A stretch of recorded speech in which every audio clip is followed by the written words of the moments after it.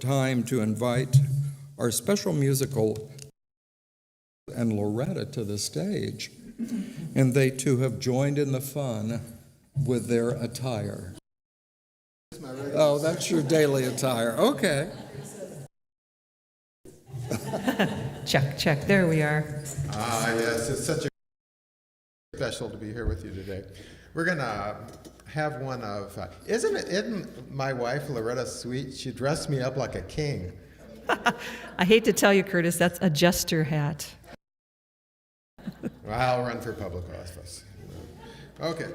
Well, and here's a song Loretta wrote. I think this really fits well with the theme and the whole feeling of this day. It's one that Loretta wrote during this very snippet of history we're living through here, and it's called The Beauty of the Song, but if you listen closely, it's also called the duty of the song, indeed. So. Ready? 1, 2, 3, 4. 1, 2, 3, 4.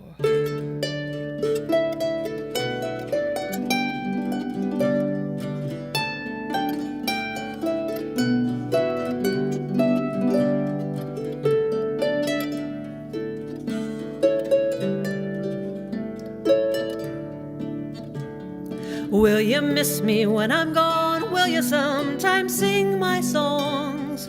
Or will they pass on through like hard-working migrants who have done their job and then seem to vanish like the wind? They say vibrations never end once they're sent, and so I pray the words I write over the other ride.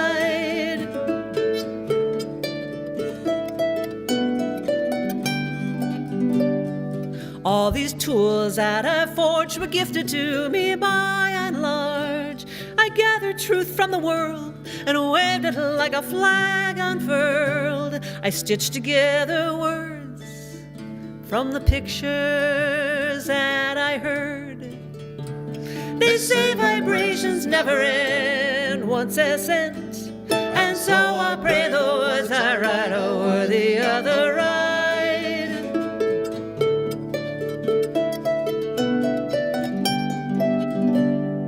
I will miss you when I'm gone, for I love to sing you songs.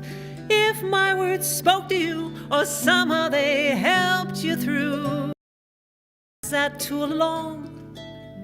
That's the beauty of the song. They say vibrations never end once they're sent, and so I pray the words I write over the other ride.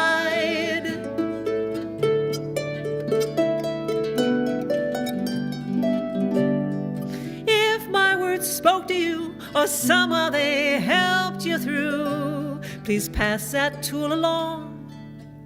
That's the beauty of the song. That's the duty of the song. Beauty of the song. Duty of the song.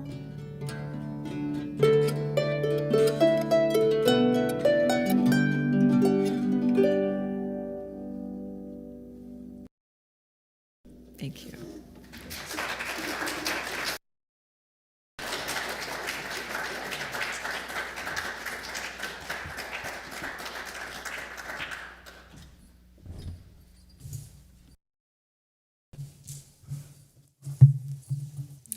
Thank you, Curtis and Loretta.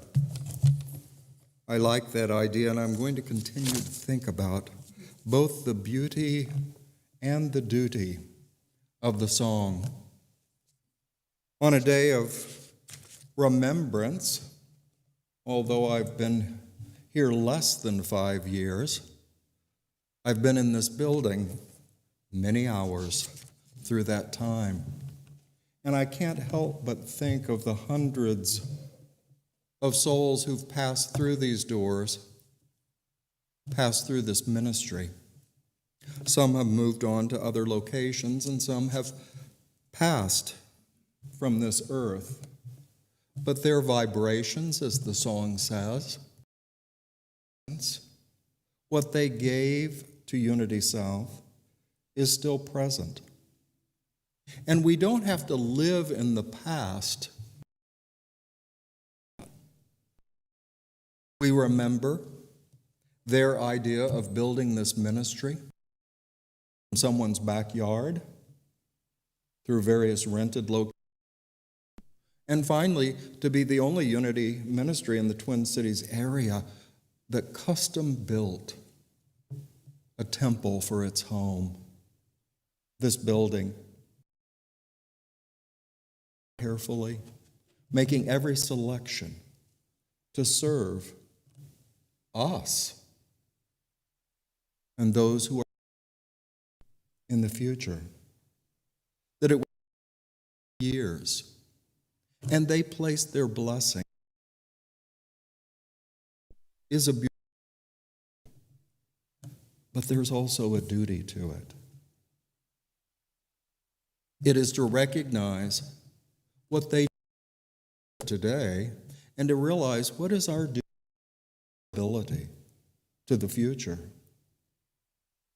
to those who come to Unity South in the coming years. We have a duty to care for this place, not just, but the whole dream. I think our motto, even printed on the sign out by the street, that Unity South is a place that embraces, loves, and empowers all who come through these doors, that people are welcomed, that people are loved in the truest sense of that word. That is, the within them. And that we empower by our faith, that we see the greatest potential and possibility of each person that enters this building. That is to empower someone, what they are capable of, what their potential is, rather than making any lesser judgments about what we see. Especially on this day, when I look out at this congregation, I have to look beyond your masks, beyond the costume, the image that you've created. I've done so myself. To look beyond that and to always see that true spiritual potential, that Christ ideal within you.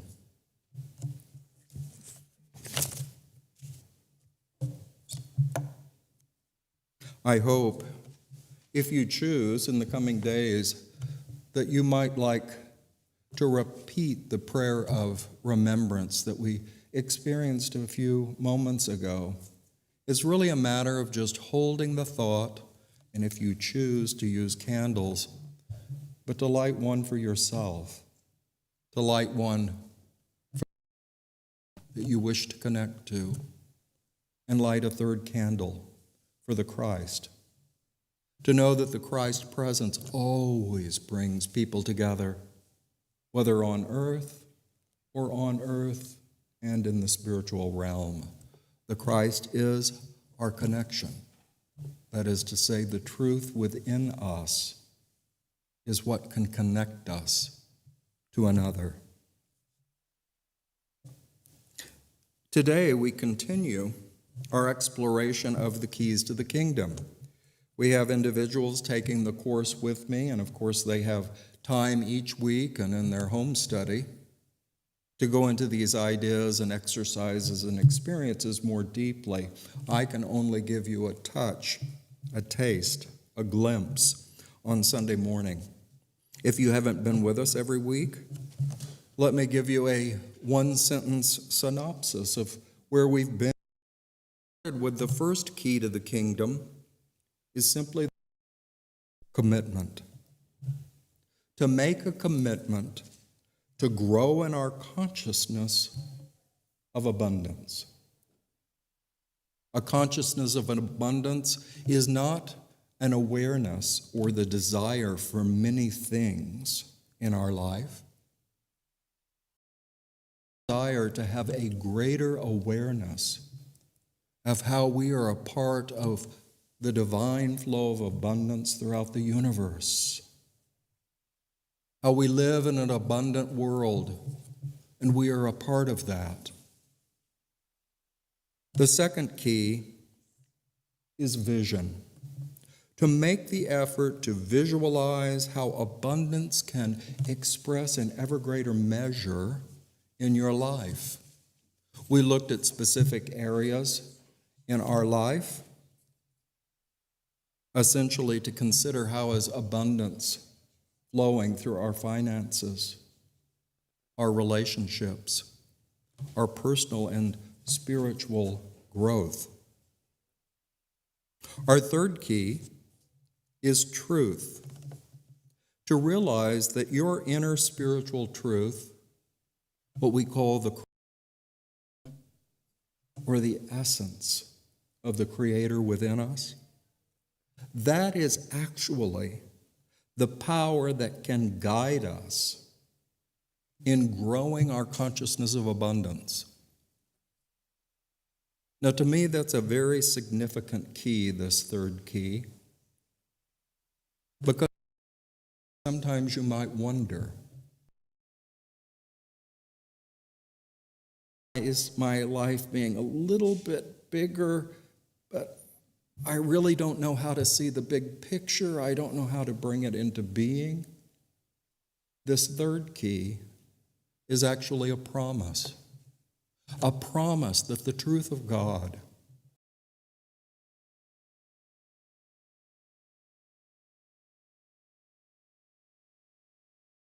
sustains you day by day, that power is more than able,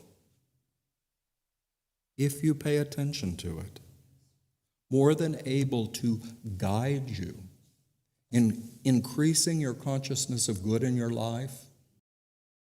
Live in that flow of good. I'd say there's an inner spiritual being that if you will give it time, if each and every day, it will lead an expansive path for your life. Now today we look at the fourth key, circulation. Circulation. Now we know something about that. When I came to this church, we were still having an annual day. I almost said sale, but as you know, it's an opportunity for people to bring good things in their life that they simply have no use for anymore. Bring it here, and people from our community and even are come and at no cost take an item that can be of use in their life. It's really quite, I've attended many of these in many different ministries, and it's really quite exciting. You might think that someone would come, especially from outside our spiritual community, and just grab all they can. You've seen on television those shows when a department store and they can have everything, or maybe they can grab every wedding dress they see and fill their grocery carts. A sale is not like that. People intuitively get the idea that they should take them, but not hoard.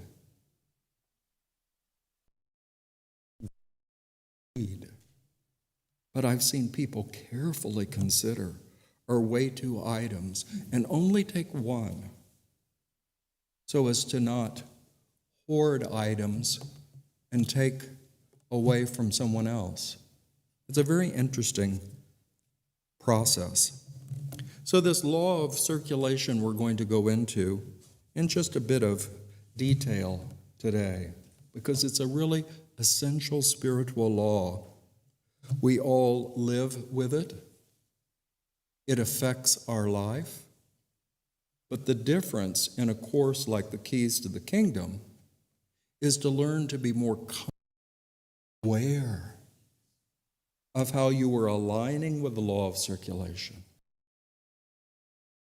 and fully using it and working.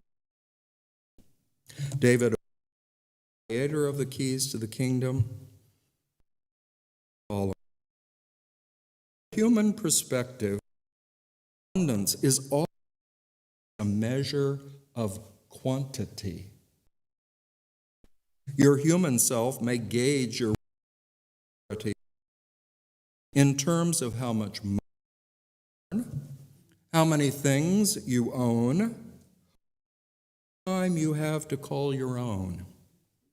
However, from a spiritual perspective, abundance is actually a quality, not a quantity, a deeply felt connection to the source of all things. True abundance comes from an inner awareness of the oneness and wholeness of creation, not its separateness, not its quantity or multiplicity or diversity. Such a built upon the foundation of a clear understanding of source and a firm trust in the creative action of in your daily life. Now, to embody a spiritual law or truth requires action. You must act on it.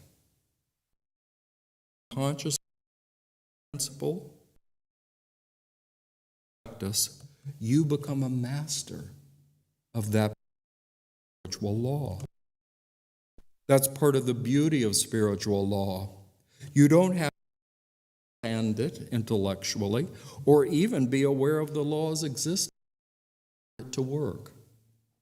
But understanding does help a great deal because it allows you the choice of consciously, mindfully living in alignment with the law. Now, more specifically, the law of circulation. Many people live as if no greater law than their own personal belief rules. I want to repeat it. Many people law than their own belief rules their lives. But ignorance of a spirit should not be confused with its absence. The laws of life are universal, and full-time laws, you ignore them at your own risk. The ultimate key to abundant living is to understand these laws, use them. When you use consciously, understanding its actions and implications, you become a master of that law. Its full power and available to you. This principle is part of the beauty and intelligent and responsive universe. That's a wonderful meditation in itself. To simply state to yourself that you are a part of an orderly, intelligent, responsive universe. And to sit with that thought in the silence and let it reveal itself to you. How you cope. In past weeks, I got excited, when I talked about the principles that Charles and Myrtle Fillmore taught. Principle of involution and evolution. Evolves itself in you. Fills you with its very life, substance, power, creativity. All of that truth through your life. into your living, your blessing of others, ultimately the world. This idea of the creator of all is constantly itself its power into you.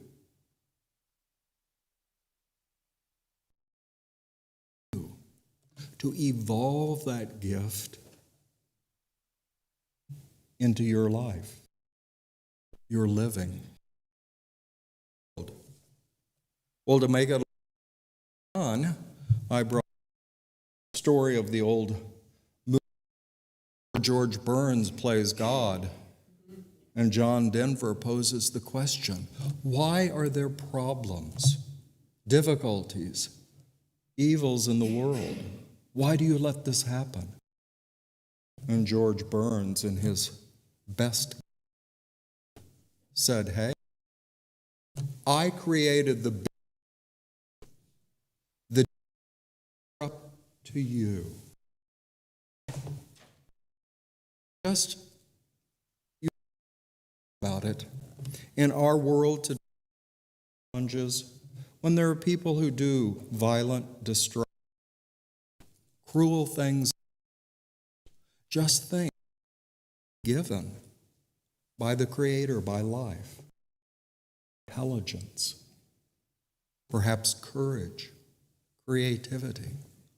But they made the choice to direct that God-given power in a destructive, prejudiced. And so often, our culture will then turn around of that destructive action. And what do many people say? Why did God do this? Why did God let this happen? God himself in those individuals, they chose to evolve that in a destructive way. But we know the truth. Powers, not just in a creative way. I love the term to be a beneficial presence in the world. Beneficial presence in the world. The law of circulation is the most important law to understand because it is the principle that governs the flow of abundance through your life. It says that the universe, all in nature, functions, as far as you're concerned, closed circulatory system. What we give out at every level, attitudes, or material, come back to us in kind, creating an incoming flow that keeps our. One of the great teachers of Catherine, in a very practical way. If you want more time in life, time. If you want more love in your relationship, love. If you want more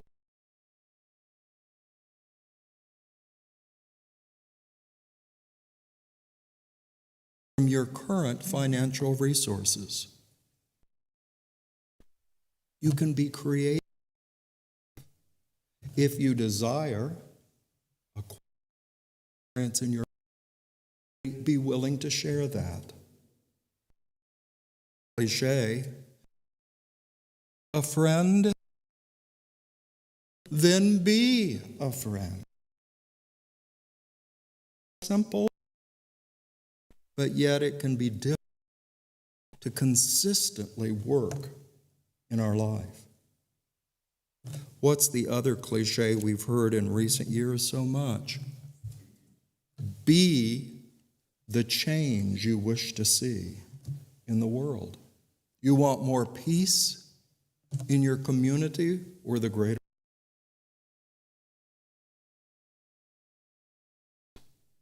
a person who brings that to the workplace, to school, to your neighborhood, to your city. There are many truisms that describe this law. As you give,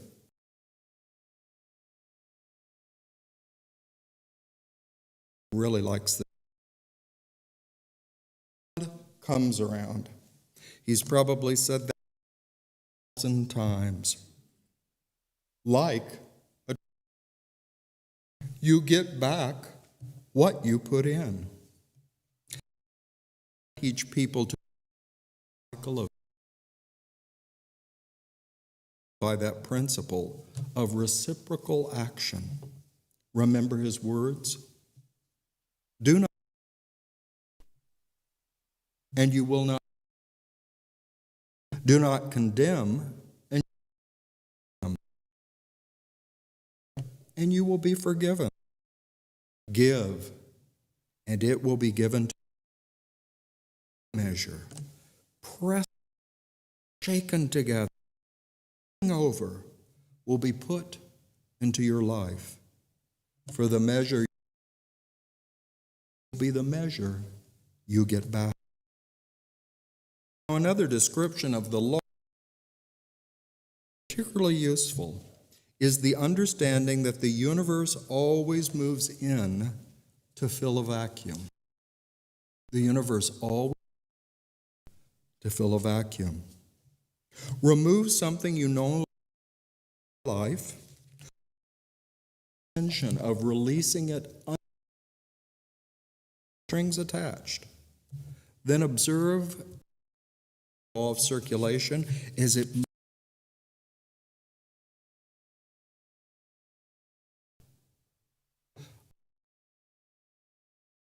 But many times I have approached of mine, gotten rid of things, and you may notice, like I have, empty closet. When I sold our family home and I moved, ministry was, we, so to speak, half the house and so forth, moved it all to Syracuse, New York. Coming years, I don't know how it happens. Still had stored in the basement and closets, somehow multiplied. When she passed from this earth, estate sales, sold things she collected. Then it was time for me to one of those big storage pods, that they move.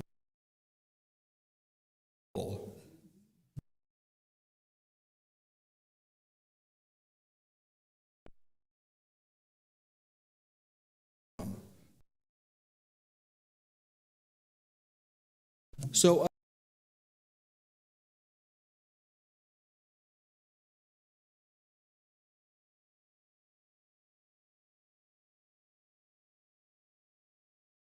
my current apartment.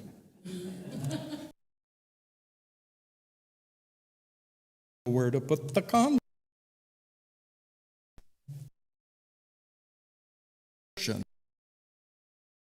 Site. And then got 3 of them, which I'm thankful for. Those things are multiplying again.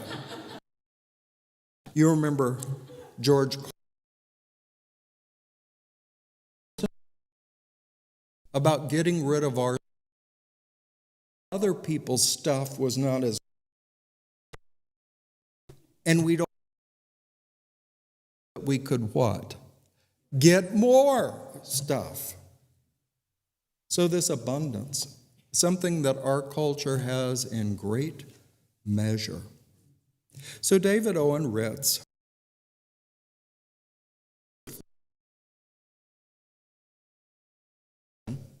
gives 3 ways for the new.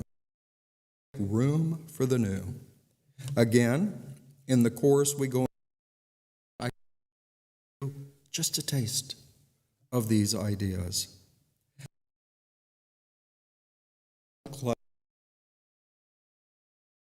To simply acknowledge that physical, spiritual in form. Spirit is the essence of all that exists, the substance of the world, and everything in it are made.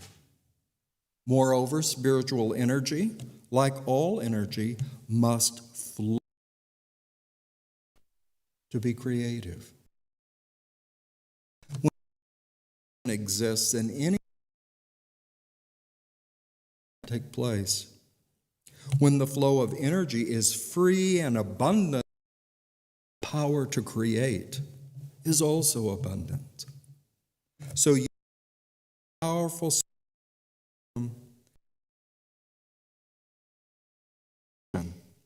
by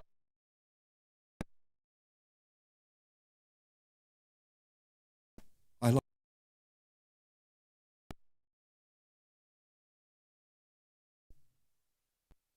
and is this beyond some people?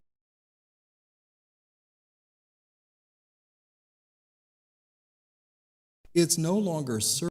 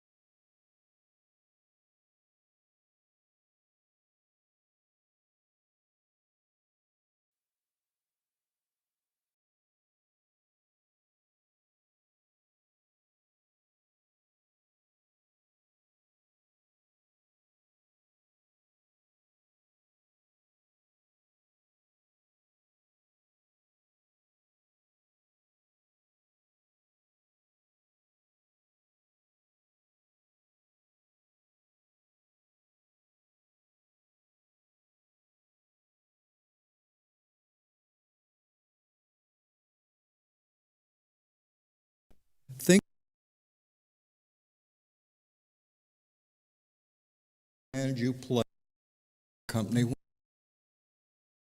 switch.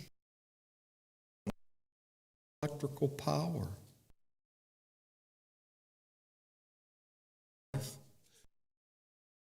On even say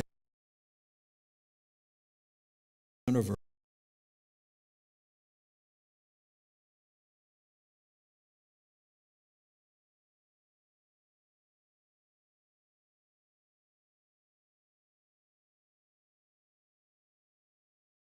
We've heard a lot of spiritual laws, a lot of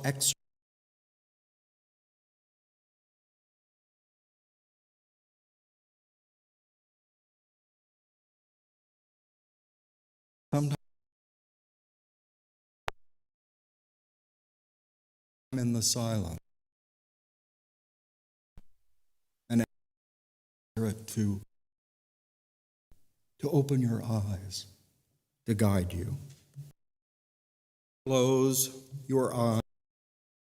Realize that you are relaxing into the embrace of God.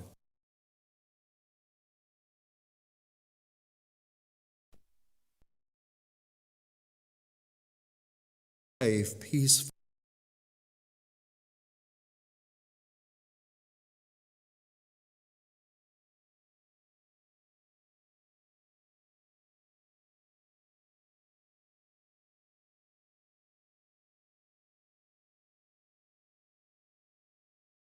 To help me see any blocks to the flow of,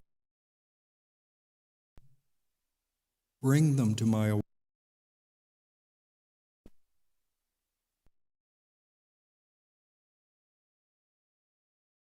I will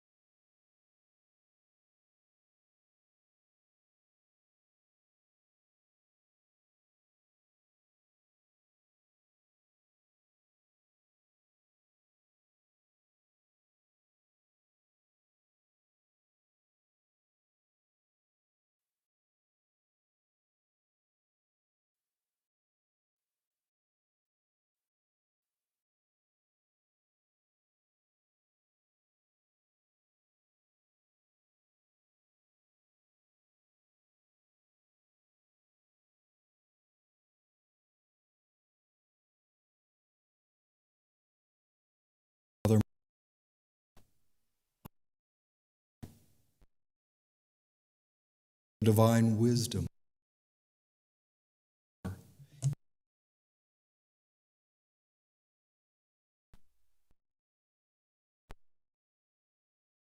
And so I say Amen, which means so we let it be. So we let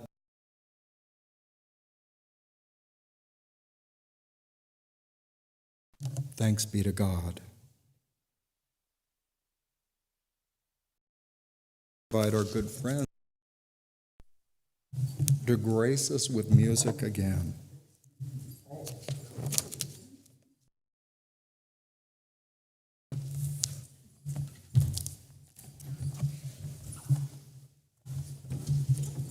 Well, that was just beautiful. That was a wonderful lesson. course, That was very nice. Now, here is a song I'm excited about doing. It's very appropriate for this service, I think. But also, I know you're going to know the chorus, and singing along, singing together with people is such a powerful thing. It turns a mere song into a tool of unity. It truly does.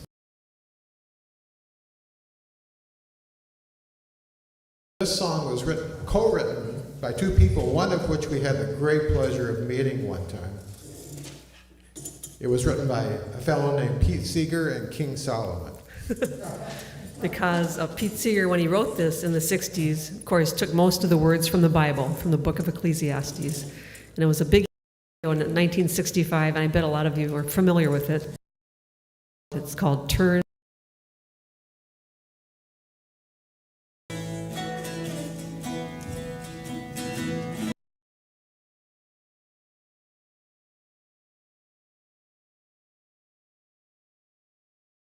There is a season, turn, turn, turn, and a time to every purpose, a time to be born, a time to die, a time to plant, a time to reap, a time to kill, a time to heal, a time to laugh, a time to weep. To everything turn. There is a season turn.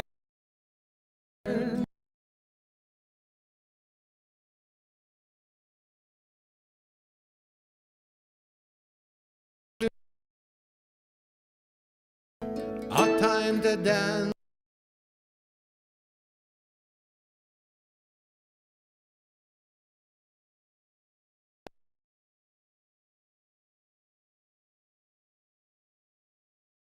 To everything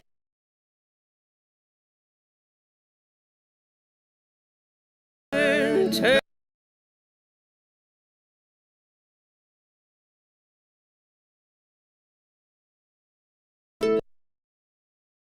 Of a time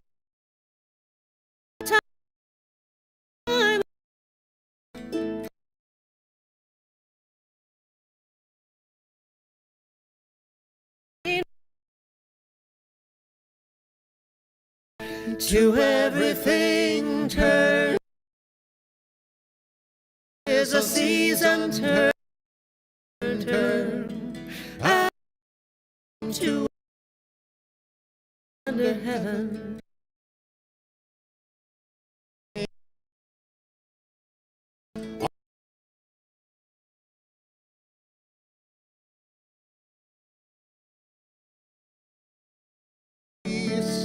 I swear. To everything turn, turn.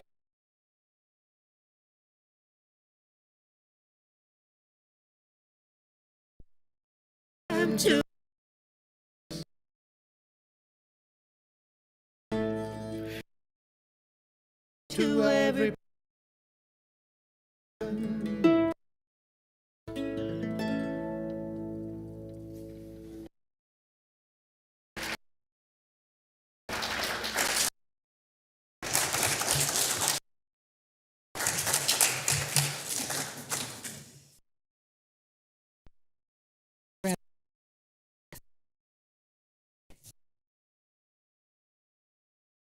that together we will keep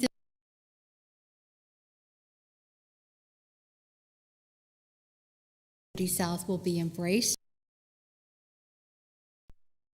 collective consciousness.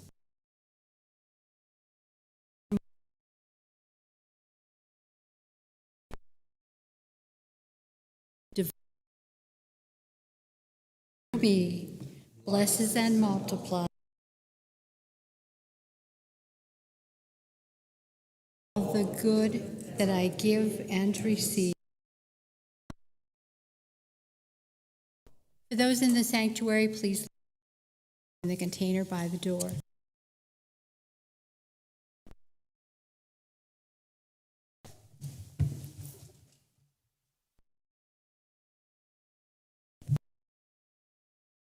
Possible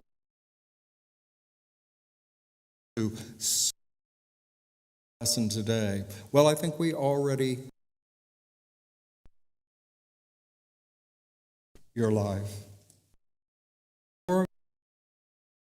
to fully be willing to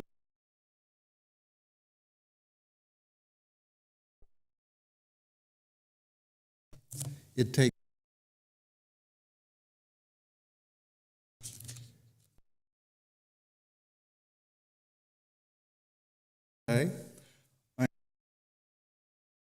as we know.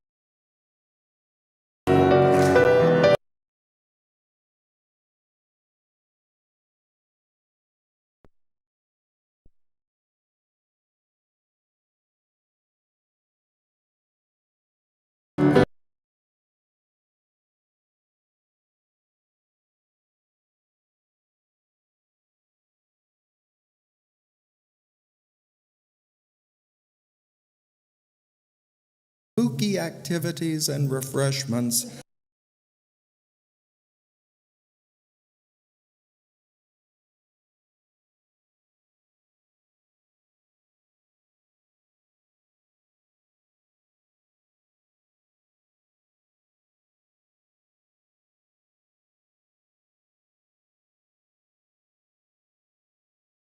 Together.